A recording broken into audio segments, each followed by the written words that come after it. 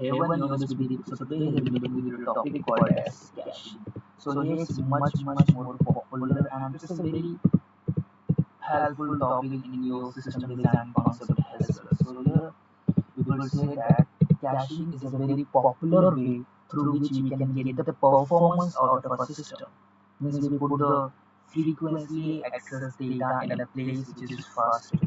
That means a place here is called as cache and the process which I'm doing this all the stuff is called as caching.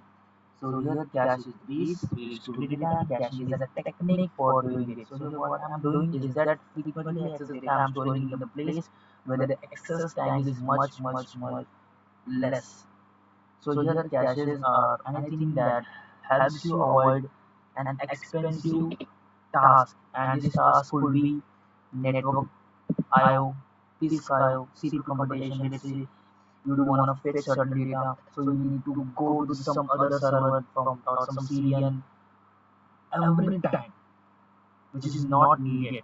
You could just simply put it in a place, let's say and that place will be called as cache, where the frequently access data available. There will be disk IO, means in order to do certain tasks, I need to fetch that and go into the disk, take the data out. These all things needs requires computational power as well of the CPU, which is very expensive. So in order to avoid and in order to decrease this expensive task, we will be using caching. We will cache this data in order to get the performance improvement. Let's say for example, over here, let's say I want to get the profile information of a particular user. For this, we make the call which comes to the API server. Then API server talks to the database. Okay, and then database joins 5 or 6 tables to compute the information of user and send it back to the user. Now here, joining 5 or 6 tables is an expensive process. So here, instead of joining this, instead of going to the database every time once we have the profile information, we could just simply cache it in a cache over here. So then next time, if the same request is there, then instead of going to the from API to the database, I could just simply first check that in my cache. If it is there, it's good. Or if it is not there, then anyhow we are going to the database. But now if I'm getting the data, I'll be coming back to the API server, and before responding to the user, I'll be just putting it in my cache as well. So the next time when the same request comes in into the picture, so it will simply serve it from the cache instead of going to the database over here. Okay? Means uh, means yeah, I'm saying that let's say whenever a call is made to the backend or API server, it first checks the cache. If it has the data, it will return that then and there only. Okay. So when the data is not there in the cache, so API server makes a call to the database and fires an expensive query to get the data. The data which is related responds to the API server back with it. Then the API server puts it into the cache as well. In case if the same call is made, then it can directly fetch back from the cache. Then after this API server gets a response to the cache, then return the information to the user. Simple as it is. So here the main thing is that we'll be doing the cache check first. But here we need to consider this point as well, that is cache is expensive. Why? Because the place where I'm storing the data is the place where I'm not storing the whole thing. I'm just storing that data which is required on a frequent basis. Let's say RAM and all the stuff. And RAM is not easily available. It's an expensive. It's not only RAM, there are other things as well. We will be looking into it in the near future. Let's say, for example, of the cache, I could just simply say Twitter. Okay, so here, let's say something which is recently published are more likely to be accessed, like tweets. when someone tweets onto the Twitter, it needs to be populated to all the followers so the recently published tweets. It doesn't make sense to call a database every time for this. Instead of this, we can cache this in our cache so that this tweets can be reached to my followers.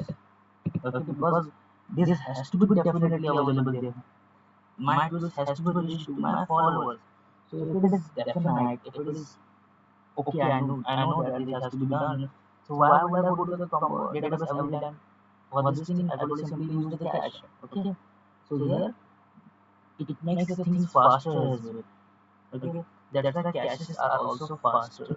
But here caches are not always RAM. Okay. So caches are faster because it is stored in some place where the accessing time is very less. Okay, just like RAM. So here it could be the disk of the API server in which we are hitting our endpoint. Here also we could store, or it could be other places as well. Let's say uh, RAM, disk of the API server, even in the client side also you could store. We will just see looking at the example in the near future. And caches could be any place where the time for fetching the data is less compared to the database computations.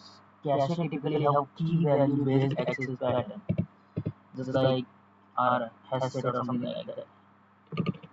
So here, that is, we put something in the cache with the specific key, and we get the information from that key. Let's say I do want the uh, information which is there with key 3. So I could just simply get the data by the specific key, the whole data of it. It's as simple as this.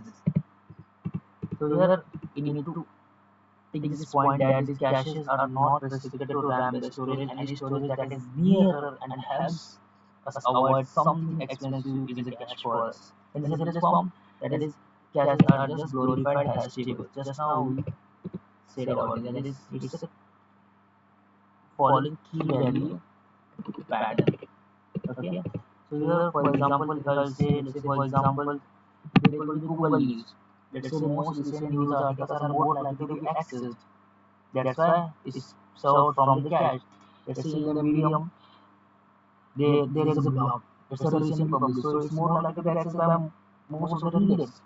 That's why it has to be served from the cache. Let's say in the YouTube, the recent published videos is more likely to be accessed. That's why it has to be served from the cache. Let's say in the trending page. Let's say 30 music videos are there in the trending page. So here, instead of going to the database or something like that, or getting it from the CDN, doing the complex queries, doing this all these things which is expensive. So for this, we could just simply serve it from the cache, because I know that it will be required, it will be getting access. These top 30 videos are going to be accessed. That's why I'll put it into the cache. Then let's say, for example, auth tokens, authentications, means tokens that is which are checked on every request. So here authentication are cached in the cache to avoid load on the database, because it is getting checked on every request of the user. Let's say live stream. Let's say live stream of YouTube, live stream of something, live stream of some event, live stream of cricket. Let's say you are playing a game as well, a live game. So here let's say for the cricket, last 10 minutes of live stream is cached on CDN, that is the continuous network, has it will be accessed the most. So if you want to explore more, so please go and explore the Redis. There are other caches as well, that is the main cache. So that's all for this video. Thanks for watching.